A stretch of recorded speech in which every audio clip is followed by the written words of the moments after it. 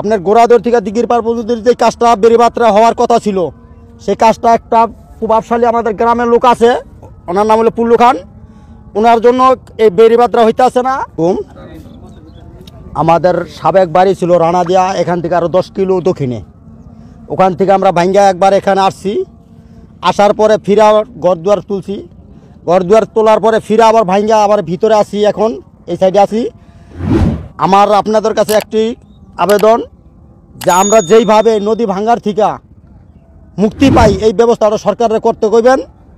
আর বিশেষ করে যে কাজটা আপনার গোড়াদর থেকে দিঘির পার পর্যন্ত যে কাজটা বেড়িবাঁধটা হওয়ার কথা ছিল, সেই কাজটা একটা প্রভাবশালী আমাদের গ্রামের লোক আছে, ওনার নাম হলো পুল্লু খান।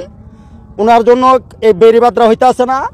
উনি আগে এক সময় আওয়ামী লীগ সরকার ক্ষমতা ছিল, ওনারা এই কাজটা উদ্বোধন করে থুয়ে গেছে। এখন ওনাদের জন্য এই কাজটা হইতে আসে না। আমরা যদি ফিরা ভাঙন দেয় তা আমরা কই যাইমু? আমরা গরিব মানুষ, আমরা বারবার কোনো জায়গা সম্পদ নাই আমাদের, যা ছিল এখন ওই নদীর মাঝে প্রায় 10 কিলো দক্ষিণে। এখান দিয়ে মনে করেন একটা রুট ছিল, রুট নাই। আমাদের জায়গা জমিন সব নদীর মধ্যে বিলীন এখন তৈরি পড়ে রয়েছে।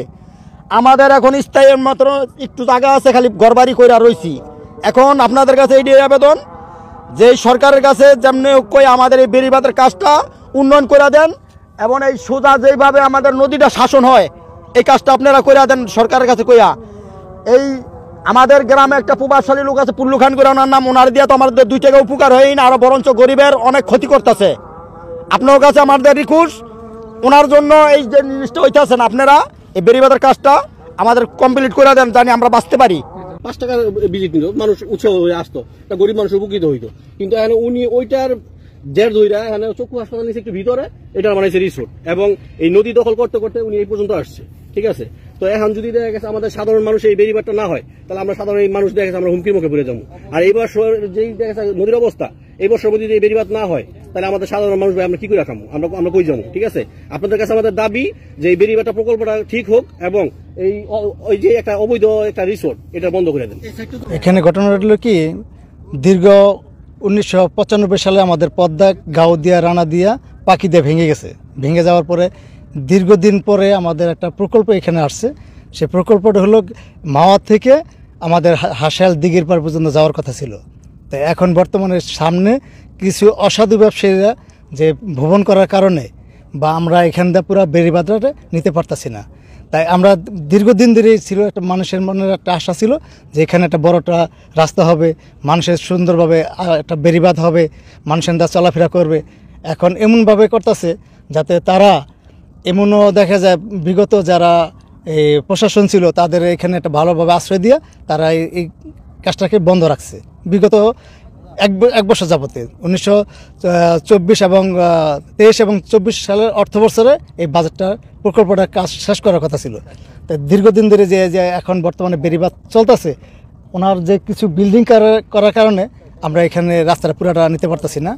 এই হাসাল দিঘির পার পর্যন্ত দেখা যায় এখানে একটা রিসোর্ট করছে, রিসোর্টের নামে অসাধু ব্যবসা চলতেছে। কারণ এই যে মনে করেন এখানে একটা রুম ভাড়া, ঢাকা শহরেও দেখা যায় 40,000 টাকা একটা ফ্ল্যাট ভাড়া দেওয়া যায় না। এখানে একটা রুম ভাড়া নিতে গেলে 80,000, 40,000, 25,000 টাকা পর্যন্ত, সর্বনিম্ন 25,000 টাকা ভাড়া। তো এরকম এই জায়গার ভিতরে কী এরকম আছে যে পদ্মার পাড়ের মানুষ বসবাস করব, সামনে একটা বেড়িবাঁধ হবে, উত্তর সাইডে মানুষ যাতে নিরাপদভাবে বসবাস করতে পারে। তাই এখন যদি বেড়িবাঁধ না হয়, এই বিগত সামনে যে 2টা গ্রাম আছে বা আরও 10টা গ্রাম আছে, যে কোনো মুহূর্তে পদ্মা গ্রাসে ভেঙে যেতে পারে। তা আমরা চাই যে আপনাদের মাধ্যমে যে আমাদের এই প্রকল্পটা যাতে সুন্দরভাবে যেন হাসাল এবং দিঘির পার পর্যন্ত যেতে পারে, এই জন্য আপনাদের কাছে আমাদের এটুই আশা, এটুই আপনাদের কাছে চাওয়া। আর আগে যে চিঠি দিয়েছিল আমরা তো ব্যবস্থা নিয়েছি, এখন লেখালেখি করেন, আমরা তো লেখালেখি করছি, তাহলে আবার চিঠি দিব আমরা। ঠিক আছে, আমরা তাহলে একটু সরেজমিনে গিয়ে আমাদের দেখতে হবে। ঠিক আছে, আমি লোক পাঠাচ্ছি, লোক পাঠা আপনাকে আমি জানাবো না।